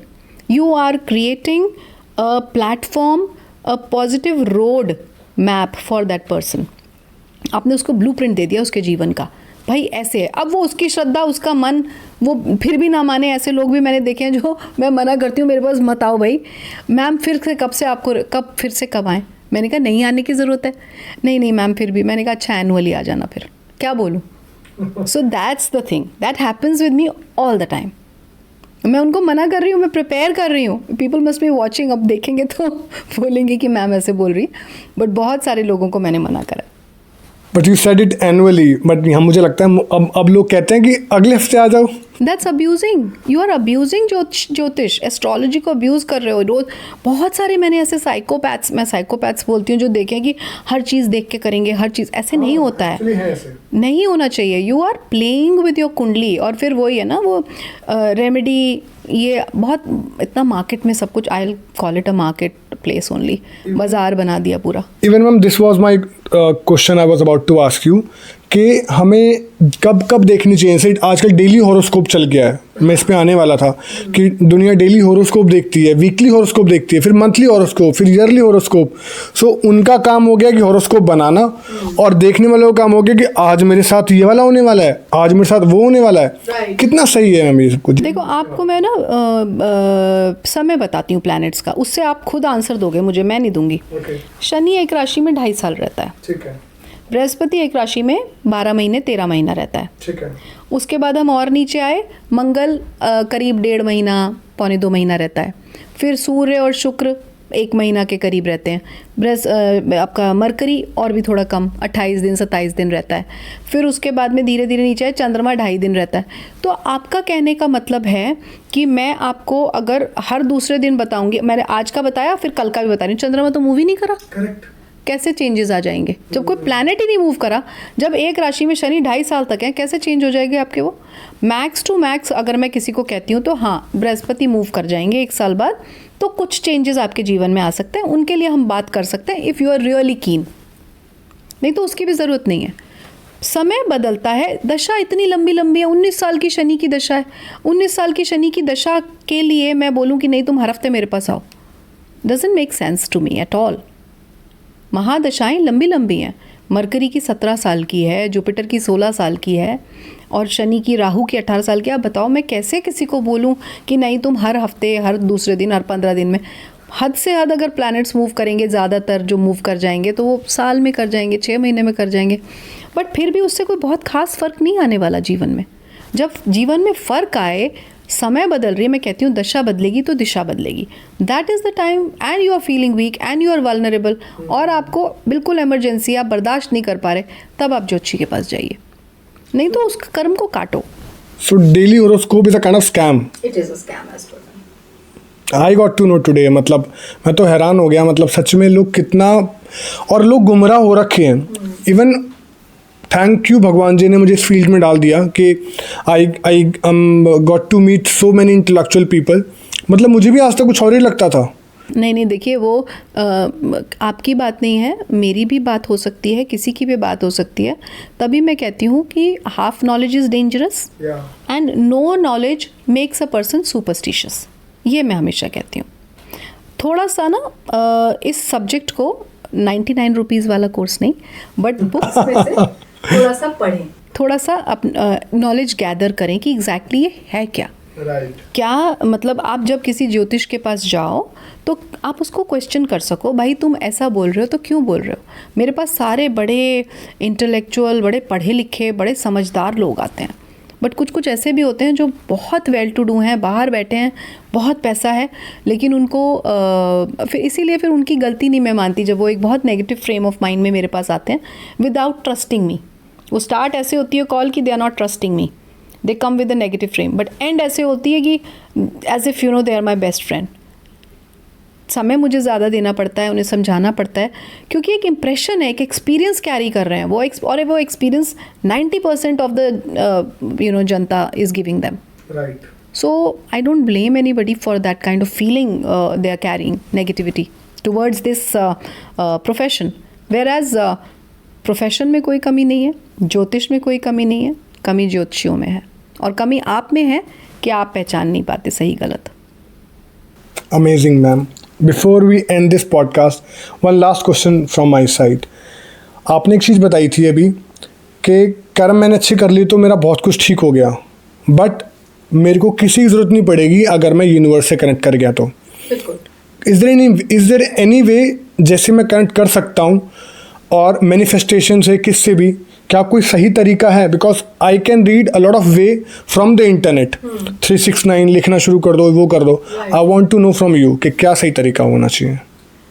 देखिए, मैं ना बहुत सारी चीज़ें कंबाइन करती हूँ यहाँ पे। एक, मैं vastu as a tool definitely use करती हूँ, अपने लिए भी यूज़ करती हूँ। मेडिटेशन करने में मुझे बहुत प्रॉब्लम होती थी पहले, क्योंकि मेरा चर नक्षत्र है और चर राशि है। चर मतलब मूवेबल साइन है मेरा, जहाँ मेरा चंद्रमा बैठा है, और मेरा नक्षत्र भी मूवेबल है, तो मेडिटेट नहीं कर पाती हूँ। इतने सारे लोगों से दिन भर कंसल्टेशंस करी, बातें करी, और फिर मैं अगर मेडिटेट कर रही हूँ तो विचार घूम रहे हैं, नहीं कर पाती थी। So then I found a way. पहले वास्तु के हिसाब से वो जोन फाइंड किया मैंने जहाँ मेरा विश फुलफिलमेंट होगा। अब मेरी विश फुलफिलमेंट क्या है? क्या मुझे मेडिटेट करके अपने मन को शांत करना है, कनेक्ट करना है, या पैसा है? वो मेरे ऊपर है। मेरा विश फुलफिलमेंट क्या है, मैं उस जोन में जाऊंगी, which is waste as per vastu. West zone में बैठूंगी और जो मुझे चाहिए वहाँ पे बैठ के उसके बारे में ध्यान करूँगी, और उस चीज़ को, आपने जैसा कहा लिखने की बात, तो मैं एक वहाँ पे एक विश लिस्ट कह सकती हूँ। ये ऐसा कोई हार्ड एंड फास्ट रूल नहीं है कौन से रंग से आप लिख रहे हो। Wish list just to remind your mind again and again. मतलब logically I am telling you, scientifically आप किसी चीज़ को बार बार पढ़ोगे ना, तो वो आपके दिमाग में बार बार आएगी। तो उसी स्टेटमेंट को आप बार बार पढ़ोगे सपोज, और हमेशा प्रेजेंट परफेक्ट टेंस में लिखना है। ऐसे नहीं लिखना है हे भगवान मुझे बहुत पैसा दे दो, या हे भगवान मुझे मेडिटेट करवा दो। कहना है थैंक यू, मतलब मैं भगवान को मैं इंग्लिश में भी बोल देती हूँ, हिंदी में भी, कि हे भगवान बहुत बहुत धन्यवाद कि आपने मुझे उस मेडिटेटिव स्टेट में डाला जिसमें मैं आपसे कनेक्ट हो पा रही हूँ। या हे भगवान thank you for giving me, जो भी नंबर है आपके माइंड में, 3 crore पर ईयर, कुछ भी। या thank you God for bringing my friend back, जो भी मुझे चाहिए। तो वो जोन यूज़ किया पहले मैंने, और प्रेजेंट परफेक्ट टेंस में बोला। देन मेरे जैसे, लेट मी जस्ट डिस्कनेक्ट, मेरे जैसे जो लोग हैं जो मेडिटेट नहीं कर पाते उनके लिए मैंने एक मेडिटेशन इजाद करी है खुद ही. I find it very weird. उसे मैं झूला मेडिटेशन कहती हूँ. हाँ, अगर आपके घर में झूला है तो आप पहले तो अपने गैजेट्स वगैरह से, जैसे I unwind myself by the end of every day, क्योंकि बहुत थक जाती हूँ मेंटली. तो मैं जाके आराम से कुछ भी गर्म पानी या ग्रीन टी या कुछ भी लेके अपने झूले में बैठती हूँ और आलती बालती मार के बैठती हूँ. और गैजेट कहाँ पड़े हैं मुझे नहीं पता, मैं कुछ नहीं देखती. और कम से कम आधा घंटा से लेके 1 घंटा मैं उसमें बैठती हूँ. एंड देन आई जस्ट हो गया, उसके बाद I just close my eyes. तो जो मूवमेंट होता है ना हल्का हल्का, वो मेडिटेशन स्टेट में पहुंचा देता है. आई नेवर न्यू इट, ये मुझे नहीं पता था ऐसे होगा. बट वो थॉट्स मेरे स्टॉप हो गए एंड आई रियलाइज सडनली कि थॉट स्टॉप हो गए, शून्य हो गया. कैसे हो गया? आई नेवर उसकी तरफ मैंने कोई कोशिश नहीं करी, मैंने कुछ नहीं किया. बस इतना है, वो झूला मेरा वेस्ट में है और मैं उसमें बैठती हूँ. और सिर्फ कुछ नहीं होता मेरे आसपास. Be with your self, that is the inward journey, जहाँ आप सबकॉन्शियस से अपने कनेक्ट करते हो. और सबकॉन्शियस से कनेक्ट करने के लिए आपको कोई गाइडेड मेडिटेशन कोई नहीं है, पीछे से कोई बोल रहा है आप वो कर रहे हो, वो सब मेरे लिए ढकोसलेबाजी है. Be with your self. Be with yourself. अहम ब्रह्मास्मि. अहम ब्रह्मास्मि. So thank you so much ma'am. So wonderful and so knowledgeable podcast. मुझे लगता है कि जितनी नॉलेज मुझे आज मिली है, मज़ा आ गया. Thank you Himanshu. ये तो आपका बड़प्पन है कि आप ऐसे बोल रहे हो. मुझे ये लगता है मैं अभी भी स्टूडेंट हूँ, क्योंकि मैं हमेशा बोलती हूँ ज्योतिष एक अथाह सागर है. और मैं क्या बोलती हूँ, मेरे गुरु बोलते हैं श्री के.एन. राव जी कि ज्योतिष अथाह सागर है. इतने बड़े हैं वो, ही इज़ 80+. वो भी अपने आप को विद्यार्थी कहते हैं, तो मैं तो चीज़ ही क्या हूँ उनके आगे. सो मैं अब भी पढ़ रही हूँ, अब भी सीख रही हूँ. अभी बहुत अच्छे अच्छे गुरु मेरे गुरुओं ने मुझे ब्लेस किया. तो I feel very blessed my self that God has chosen me for guiding people. ये अगर भगवान ने इस ईश्वरीय विद्या को मुझे सिखाया, मैं ये नहीं कहती कि ज्योतिष को मैंने सीखा, मैं ये कहती हूँ ज्योतिष ने मुझे अट्रैक्ट किया, मुझे अपने पास बुलाया, बिकॉज भगवान ने मुझे चूज़ किया. और मैं सबसे बोलूँगी कि ये एक ईश्वरीय विद्या है. इसको अगर गलत तरीके से अनएथिकली यूज़ करेंगे, बहुत भारी पड़ने वाला है आपके ऊपर. डर जाओ, बच जाओ. हाँ, मतलब जो भी गलत तरीके से यूज़ कर रहा है बहुत भारी पड़ेगा. And I really mean it. कर्मों का लेखा जोखा तो हम सबको भोगना है यहाँ पे. मैं कभी भी ये नहीं कह रही कि आई एम परफेक्ट, मुझसे कोई गलती नहीं होती. अननोइंगली कोई गलती होती हो तो होती हो, we are all humans. But knowingly at least watch your karmas. True. ठीक है. अगर आप भी यहाँ तक पहुँच गए हैं तो please subscribe to this channel and share this podcast with your friends and family and specially to your loved ones. Thank you so much ma'am. Thank you.